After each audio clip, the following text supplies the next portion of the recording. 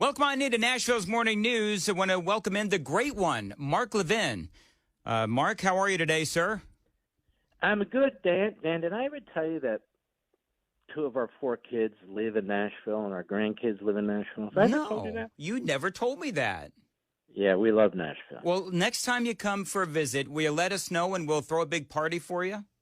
As long as there's chocolate cake, I'll go anywhere. Oh, very good. Well, that's not a problem with me, trust me. So your book is called The Democrat Party Hates America. It's already another top seller, number one on the New York Times bestseller for nonfiction, number 2 on Amazon this week.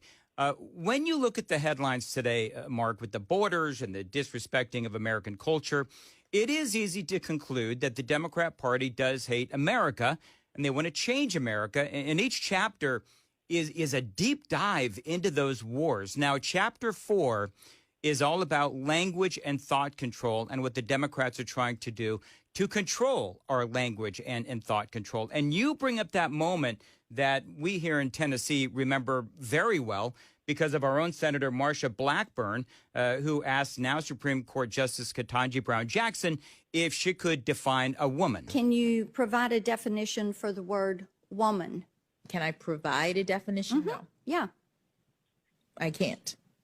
You can't? I mean, what a stunning moment. And Mark, talk a little bit about that significance in our culture and also in your book. Well, it is significant, and it is illustrative.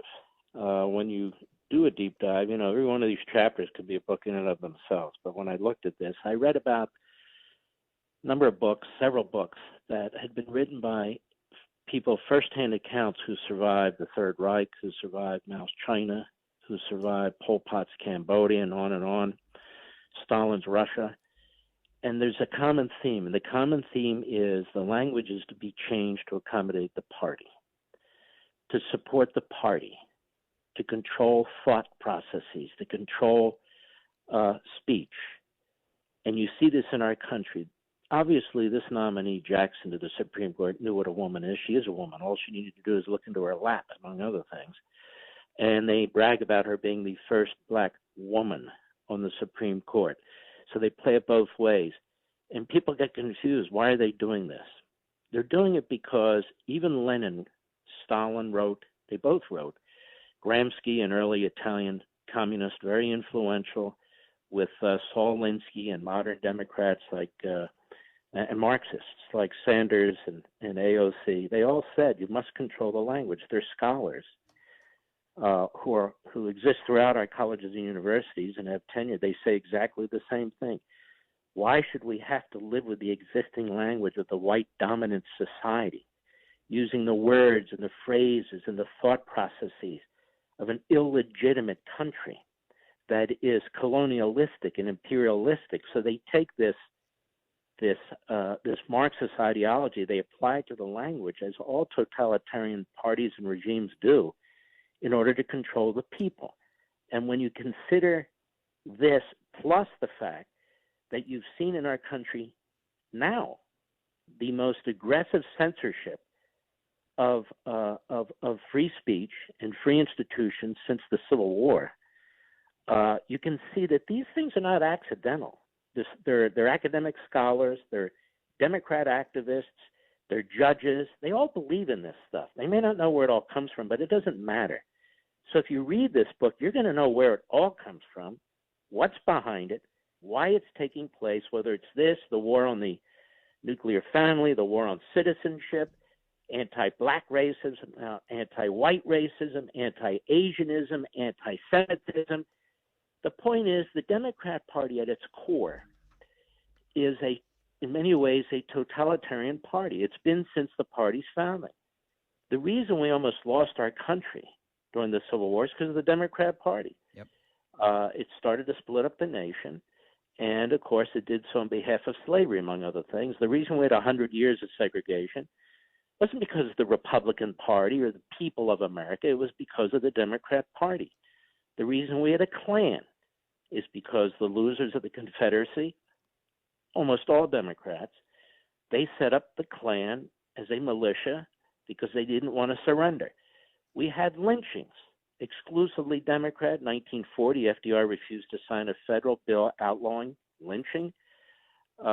Eugenics, which is really the predecessor to abortion on demand, was pushed hard by the so-called progressive movement and the Democrat Party. I go through the list of Woodrow Wilson and Joseph Kennedy Sr. and Margaret Sanger and FDR, the great FDR, the icon of the Democrats, the greatest president in history, was a racist, he was a bigot, he was an anti-Semite, and he was a socialist.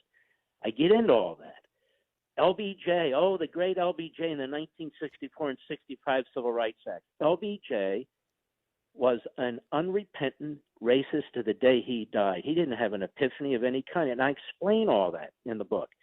And I explain the history of this party, and then the reason I wrote the book is these issues that you and I discuss every day, or maybe they're discussed on Fox and other conservative circles, or at the dinner table, the breakfast table. Why are these things happening? They don't just happen. A wide open border, an attack on energy independence. They certainly seem like they're anti-American, don't they? Well, they are.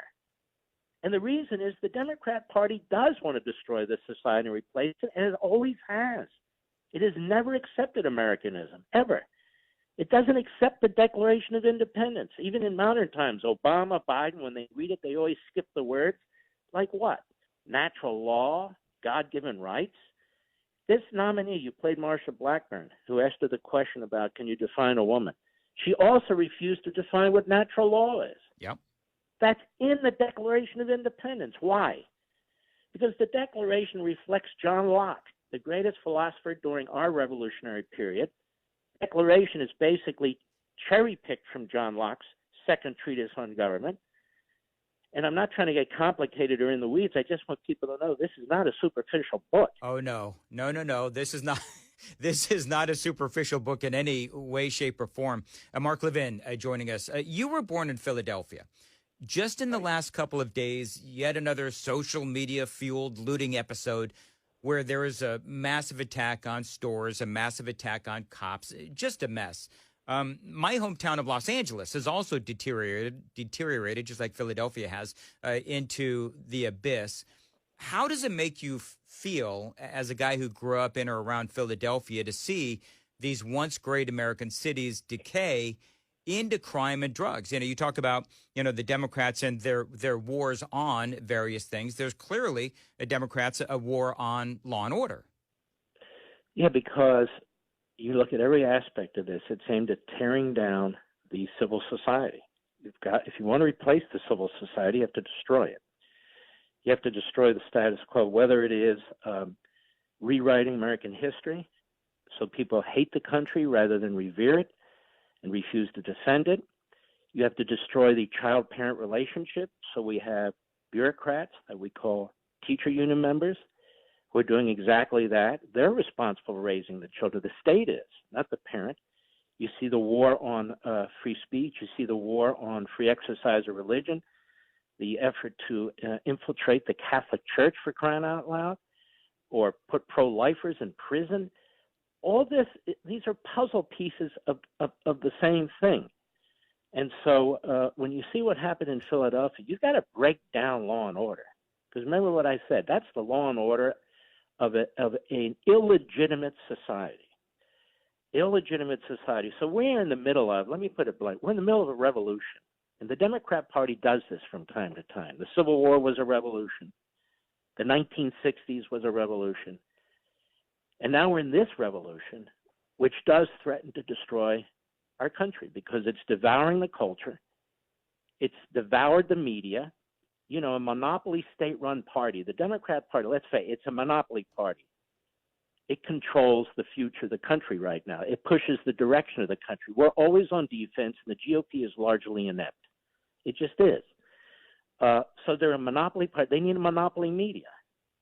Every fascist or Marxist regime needs to control the propaganda. There's not a dime's worth of difference between our media and the Democrat Party. They're one and the same. So we don't have a free press. We have a press that's free to be propaganda and brainwashing the public on the agenda. What you see happening in the cities is purposeful. How do you reverse it? Very simple. You spend money on law enforcement. Democrats stop backing Marxist prosecutors, backed by George Soros, who refused to prosecute people. You stop passing laws that allow people to go in the front door and out the back door. And that's how you stop looting. Rudy Giuliani did it in New York. Now, of course, they want to put him in prison for the rest of his life. We know how to do this. We know how to have law and order, strict sentences, non-activist judges who actually apply the law. We've done it before, but the Democrats have monopoly control over these cities, all of them, including Philadelphia, including LA, and this is what you get: the destruction of the civil society. I used to, as a kid, with a buddy of mine, we used to take a train down to Center City, Philadelphia, where the Independence Hall is. Yep. Other tremendously powerful historic sites are. You can't do that today. You're going to get mugged. And so when you have the law of the jungle, when you have a lawless society, you have no society. So this is all part and parcel of the revolution. When you have open borders, the quickest way to destroy a society is to import everybody else's culture, ideology, experiences without assimilation. And how would you even assimilate people into our society today in any of our schools, since our society is under attack? And I discuss, again, all of this in the book. And you have experts who write about immigration, experts who write about the nuclear family, experts who write about history. I said, you know what? You can't compartmentalize this stuff anymore when we talk about it. We must append the problem to its source.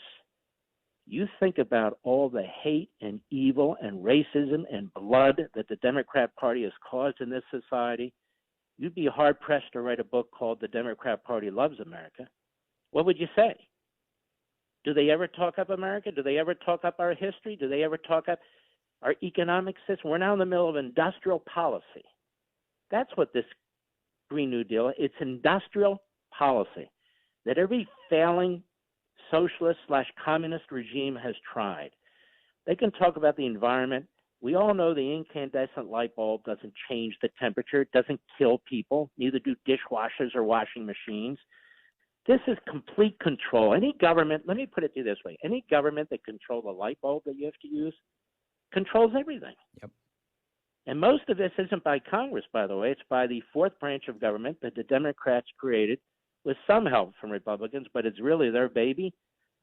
All these laws are being passed. They're not being passed by Congress. They're being instituted by an unelected, massive fourth branch of government, an army of ideologues, or people willing to go along with ideologues.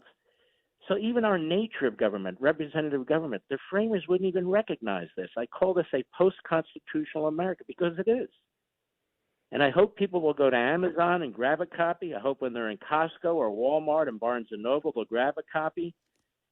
It's actually a very easy read. You go from one chapter to the next. It's almost like a novel that puts one piece together with the other, which is why I think so far it hasn't come under any kind of substantive review or attack by the left.